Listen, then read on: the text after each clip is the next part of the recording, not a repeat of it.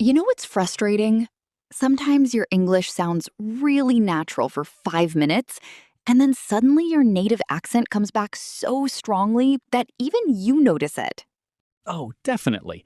And the worst part is when it happens in the middle of a conversation and you start thinking, wait, why did I suddenly sound different? Exactly. And honestly, a lot of English learners think this means they're failing. But actually, it's completely normal. Hi, everyone. I'm Nina, And I'm Mon. and today we're talking about something almost every English learner experiences but rarely understands properly: why your English accent keeps returning to your native accent, even after so much practice. This topic is brilliant because people usually focus only on grammar and vocabulary. But pronunciation and accent, that's emotional. It affects confidence in a huge way. Absolutely. And before we continue, if you enjoy learning real English through relaxed conversations like this, make sure to like the video, subscribe to English Chat Studio, and tell us in the comments what your native language is. I genuinely love reading those comments. Same here. And I'm curious, have you ever noticed your English pronunciation becoming weaker when you're nervous or tired? That actually happens a lot, especially during phone calls. Oh, yes. Phone calls expose everything. They really do.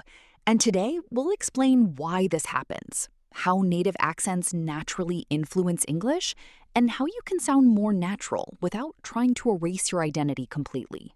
Which is important because having an accent is normal. Literally everyone has one. Exactly. Even native English speakers have different accents: British, American, Australian, Irish. There's no single perfect accent. Right. The real goal is clarity and confidence. And natural rhythm, too, because sometimes learners pronounce every word correctly, but the rhythm still sounds unnatural. That's such a good point. English is heavily connected to rhythm and stress patterns. We'll break all of that down today in a very simple way. No complicated textbook explanations. Just real conversation. Exactly. So let's start with the big question. Why does your native accent suddenly return even after months or years of learning English? Honestly, your brain is the main reason.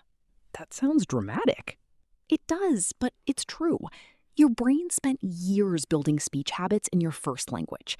The muscles in your mouth, your tongue movement, your listening patterns, all of that became automatic. So when you speak English, your brain is basically trying to use old habits in a new language? Exactly. Imagine driving in a country where cars move on the opposite side of the road. Even if you understand the rules, your brain keeps trying to return to what feels familiar. That's actually a brilliant comparison. Thanks. And this is why learners often sound more natural when they're fully focused, but their native accent returns when they become emotional, nervous, excited, tired, or distracted. Because the brain goes back to its comfort zone. Exactly. And honestly, this should encourage people instead of discouraging them. Right, because it means the problem isn't intelligence. Not at all. It's habit. And habits can change slowly with repetition. Exactly. Let's give a quick example. Some learners say I sink instead of I think. Very common.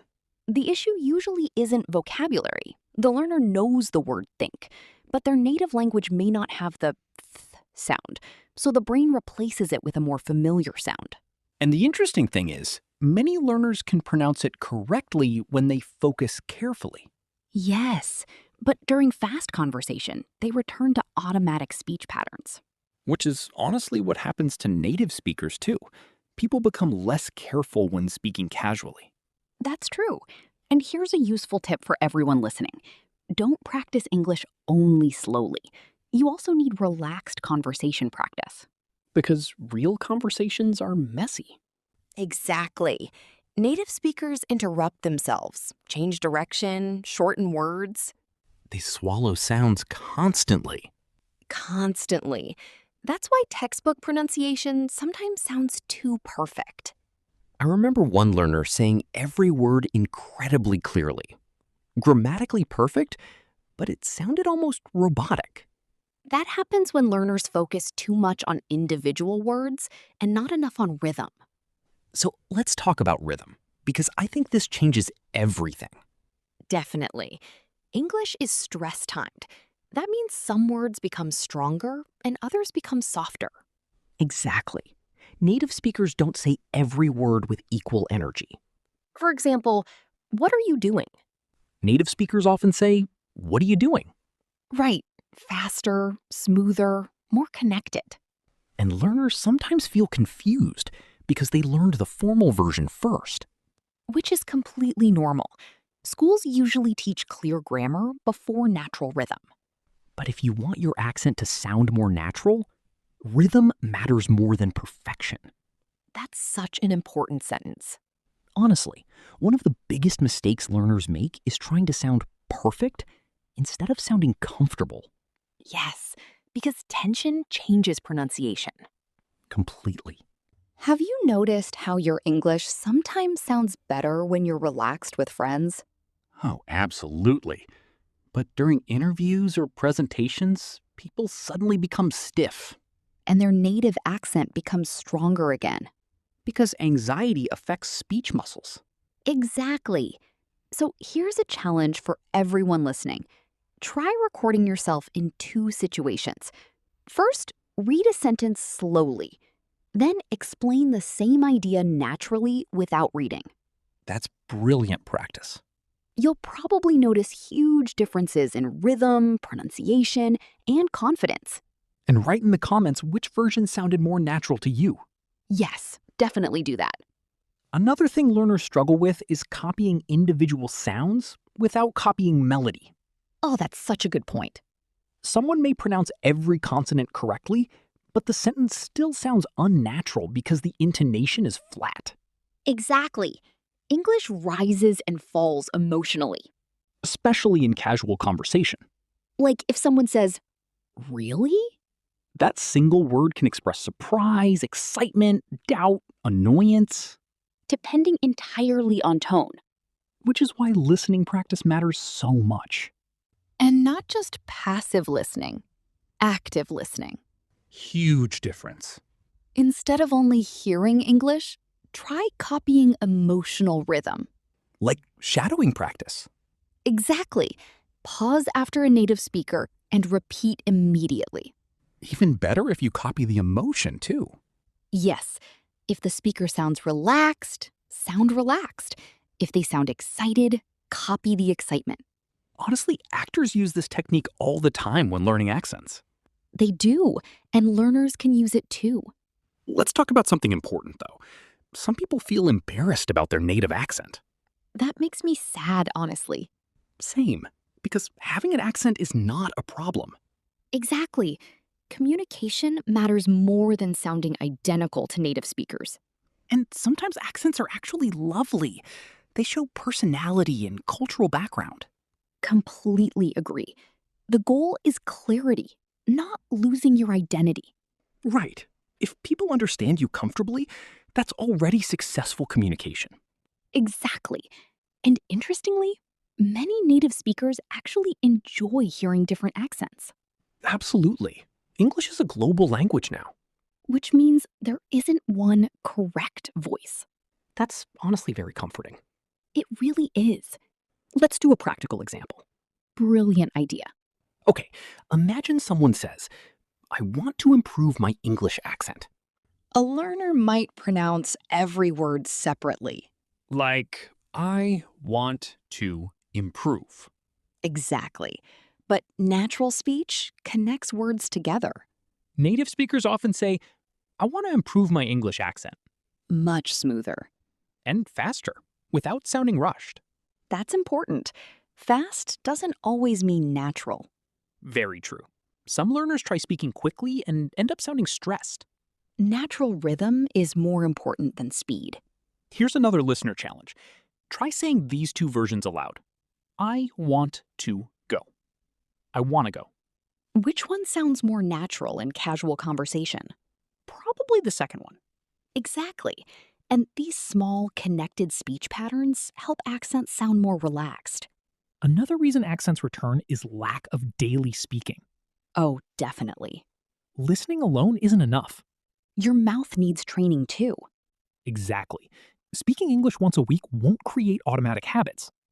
Daily repetition matters, even if it's only 10 minutes. Honestly, talking to yourself can help a lot. It really can. Describe your day in English. Talk while cooking. Explain what you're doing. It sounds silly at first, Very silly. but surprisingly effective. Because fluency grows through repetition, not pressure. That sentence deserves to be written down. Honestly, yes. Let's move into some common mistakes, because this section always helps people. Definitely. First mistake, trying to copy one specific accent too aggressively. Like suddenly forcing an American accent after watching 3 films. Exactly. The result usually sounds unnatural and exhausting. Because the learner focuses more on acting than communication. Right. Instead, build naturally over time. Small improvements are stronger than dramatic imitation. Mistake number 2, ignoring listening practice. Huge mistake. Some learners study grammar for years, but rarely listen to natural conversation. Which means their ears never fully adapt to English rhythm. Exactly.